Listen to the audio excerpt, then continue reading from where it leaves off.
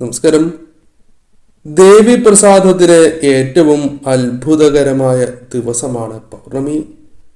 എല്ലാ മാസവും പൗർണമി ദിവസം വീട്ടിൽ വിളക്ക് തെളിയിച്ച് ദേവിയെ പ്രാർത്ഥിക്കുന്നത് ദേവി കടാക്ഷത്തിനും ഐശ്വര്യത്തിനും ദാരിദ്ര്യ ദുഃഖ ശമനത്തിനും ഉത്തമമാകുന്നു. ഈ ദിവസം ഒരിക്കൽ വ്രതം എടുത്ത് പൗർണമി വ്രതം അനുഷ്ഠിക്കുന്നത് അത്യുത്തമമാകുന്നു. ഉച്ചയ്ക്ക് മാത്രം ഊണും 2 നേരം പഴവർഗവുമാണ് ഒരിക്കൽ കൊണ്ട് ഉദ്ദേശിക്കുന്ന ഭക്ഷണ സമ്പ്രദായം.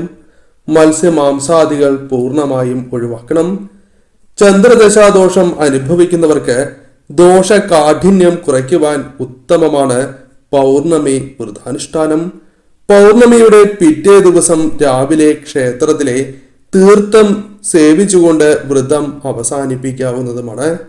18 മാസം ചിട്ടയായി പൗർണമി നോൽക്കുന്നത് ദുരിതശാന്തിക്കും ഇഷ്ടകാര്യസിദ്ധിക്കും അനുകൂലമാണ്, അഥവാ ഗുണകരമായി ഭവിക്കും.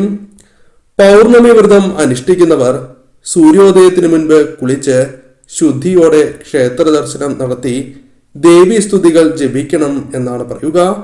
സന്ധ്യയ്ക്ക് നിലവിളക്ക് തെളിയിച്ച് ദേവീനാമങ്ങൾ ഭക്തിയോടെ ജപിക്കുക. ദേവീപ്രീതിക്ക് ഗുണകരമായ ഭഗവതി സേവയ്ക്ക് ഏറെ വിശേഷപ്പെട്ട ദിവസമാണ് പൗർണമി. ദേവി പ്രീതിക്ക് എന്ന് പറയുന്നു എങ്കിലും സർവദേവതാ പ്രീതിക്കും ഏറ്റവും ഉത്തമമാണ് പൗർണമി ദിനാചരണം.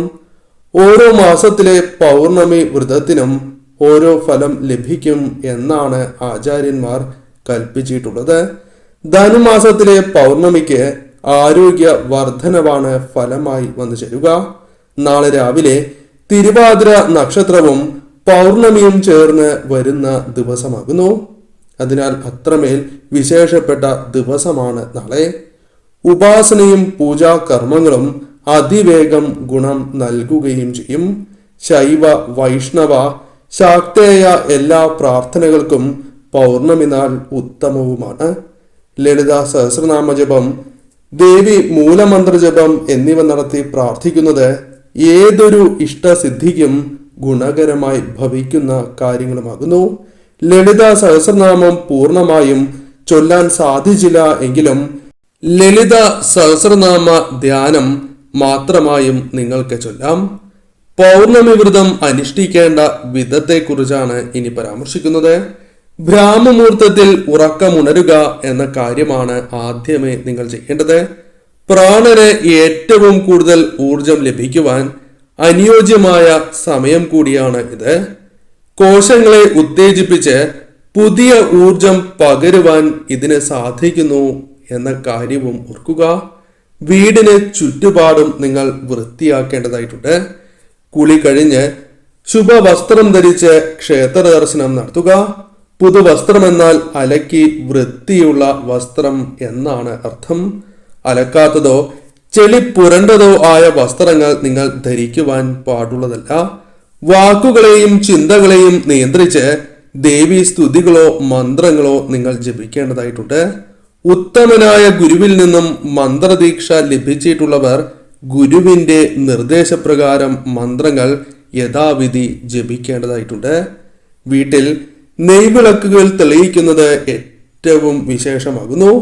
പൂർണ്ണചന്ദ്രനെ വീക്ഷിച്ചതിന് ശേഷം മാത്രം ഉപവാസം അവസാനിപ്പിക്കുന്നതാണ് ഏറ്റവും ശുഭകരം. ആ കാര്യവും പ്രത്യേകം നിങ്ങൾ ശ്രദ്ധിക്കണം. ഇനി തിഥിയെ കുറിച്ചാണ് പരാമർശിക്കാനായി പോകുന്നത്. ശുക്ലപക്ഷ പൗർണമി തിഥി ആരംഭിക്കുന്നത് ജനുവരി 13 വെളുപ്പിന് 5:03 ജനുവരി 14 വെളുപ്പിന് 3:56 തിഥി അവസാനിക്കുകയും ചെയ്യും.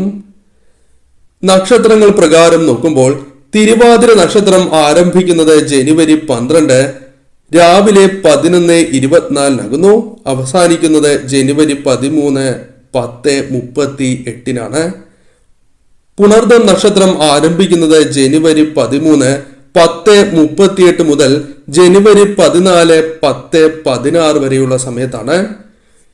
ഇനി പരാമർശിക്കാൻ പോകുന്ന കാര്യങ്ങൾ നിങ്ങൾ പ്രത്യേകം ശ്രദ്ധിക്കണം. ഈ കാര്യം നിങ്ങളുടെ ജീവിതത്തിലേക്ക് സൗഭാഗ്യവും ഐശ്വര്യങ്ങളും ധനപരമായ നേട്ടങ്ങളും കൊണ്ടുവരുന്നതായ ചില കാര്യങ്ങളാണ്. ഏവരും ഈ കാര്യം വീടുകളിൽ ചെയ്യുവാൻ പ്രത്യേകം ശ്രദ്ധിക്കുക. ഇതിനായി ആവശ്യമുള്ളത് 1 രൂപ നാണയമാണ്. ഈ 1 രൂപ നാണയം മാത്രം മതി നാളെ നിങ്ങളുടെ ജീവിതത്തിൽ ഭാഗ്യം ഇരട്ടിപ്പിക്കുവാൻ സഹായകരമായി തീരും. ഇതിന് ആവശ്യമുള്ള മറ്റ് കാര്യങ്ങൾ 1 പിടി അരിയാകുന്നു. വെളുത്ത അല്ലെങ്കിൽ മഞ്ഞ നിറത്തിലുള്ള തുണിയിൽ നിങ്ങൾ ഇപ്രകാരം എടുക്കുക. മഞ്ഞ അല്ലെങ്കിൽ വെളുത്ത തുണി എടുക്കുക. ശുദ്ധിയുള്ള തുണി ആയിരിക്കണം എന്ന കാര്യം പ്രത്യേകം ഓർക്കണം. ശേഷം പൂർണ്ണ ചന്ദ്രനെ നോക്കി 1 പിടി അരിയിൽ ഈ നാണയം വയ്ക്കുക. എന്നാൽ നാണയം വെള്ളത്തിൽ കഴുകിയതിനു ശേഷം തുടച്ച നാണയമായിരിക്കണം. ശേഷം ഈ മന്ത്രം 3 തവണ പറഞ്ഞതിന് ശേഷം ന്യായമായ ഒരു ആഗ്രഹം കൂടി പറയുക. ആ ആഗ്രഹം ഒരിക്കലും മറ്റുള്ളവർക്ക് ദോഷകരമായ ആഗ്രഹങ്ങൾ ആകുവാൻ പാടുള്ളതല്ല. മന്ത്രം ഇപ്രകാരമാണ്: സർവമംഗള മംഗല്യേ ശിവേ സർവാർത്ഥ സാധികേ ശരണ്യേ ത്രയംബകേ ഗൗരി നാരായണീ നമോസ്തുതേ എന്നാണ്. 3 തവണ തന്നെ വിശ്വാസത്തോടെ ഈ മന്ത്രം നിങ്ങൾ ജപിക്കുക. ഇപ്രകാരം ചെയ്യുകയാണ് എങ്കിൽ എത്ര നടക്കാത്തതായ കാര്യവും നടക്കും എന്നാണ് പറയുക. അത്തരത്തിൽ ചിന്തിച്ചുകൊണ്ട് വേണം ഈ ആഗ്രഹം പറയുവാനും മന്ത്രം ജപിക്കുവാനും. ശേഷം ഈ കിഴി കെട്ടി അടുത്ത പൗർണമി വരെ പൂജാമുറിയിൽ അല്ലെങ്കിൽ കിഴക്ക് ദിശയിൽ ശുദ്ധിയോടെ തന്നെ സൂക്ഷിക്കണം. മറ്റുള്ളവരോട് ഈ കാര്യം പറയുകയോ മറ്റുള്ളവർ ഈ കിഴി കാണുകയോ അരുത്. അപ്രകാരം സംഭവിക്കുകയാണ് എങ്കിൽ നിങ്ങൾക്ക് പൂർണ്ണമായ ഫലം സിദ്ധിക്കില്ല എന്ന കാര്യം പ്രത്യേകം ഓർക്കണം. ശേഷം അടുത്ത പൗർണമി നാളിൽ ദേവീക്ഷേത്രത്തിൽ കടുംപായസ വഴിപാടും മാലയും കൂടി സമർപ്പിക്കുക. നാണയം ക്ഷേത്രത്തിലെ ഭണ്ഡാരത്തിൽ നിങ്ങൾക്ക് സമർപ്പിക്കാവുന്നതാണ്. അരി അത് ഒഴുകുന്ന ജലത്തിൽ ഒഴുക്കി കളയുന്നതാണ് ശുഭം. അല്ലെങ്കിൽ മറ്റാർക്കെങ്കിലും ദാനമായി നൽകുകയാണ് എങ്കിലും ശുഭമാണ്. എന്നാൽ ഒരിക്കലും ഇത് ആരും ചവിട്ടുന്ന ഇടത്ത് കളയാൻ പാടില്ല എന്ന കാര്യം പ്രത്യേകം നിങ്ങൾ ഓർക്കുക. ഈ കാര്യം ചെയ്യുന്നതിലൂടെ പൂർണ്ണമായും നിങ്ങൾക്ക് അനുകൂലമായ ഫലസിദ്ധിയാണ് വന്നു ചേരുക. ഈ കാര്യം നിങ്ങൾക്ക് അനുകൂലമായി ഭവിച്ചാൽ പോലും മറ്റുള്ളവരോട് ഇതേക്കുറിച്ച് പരാമർശിക്കാൻ പാടില്ല എന്ന കാര്യവും പ്രത്യേകം ഓർക്കുക. ഈ കാര്യങ്ങൾ പൂർണ്ണമായും നിങ്ങൾ പാലിക്കേണ്ടതായിട്ടുണ്ട്. നാളെ തീർച്ചയായും ശിവക്ഷേത്രത്തിൽ ദർശനം നടത്തണം. അതോടൊപ്പം ദേവീക്ഷേത്രത്തിൽ കൂടി ദർശനം നടത്തി വിളക്കുകൾ തെളിയിച്ച് ദേവിയെ ആരാധിക്കുകയും പരമശിവന്റെയും ദേവിയുടെയും മന്ത്രങ്ങൾ ജപിക്കുന്നതിലൂടെയും സർവ്വ സൗഭാഗ്യങ്ങളും ഐശ്വര്യങ്ങളും നിങ്ങളുടെ ജീവിതത്തിലേക്ക് കടന്ന് വരിക തന്നെ ചെയ്യും.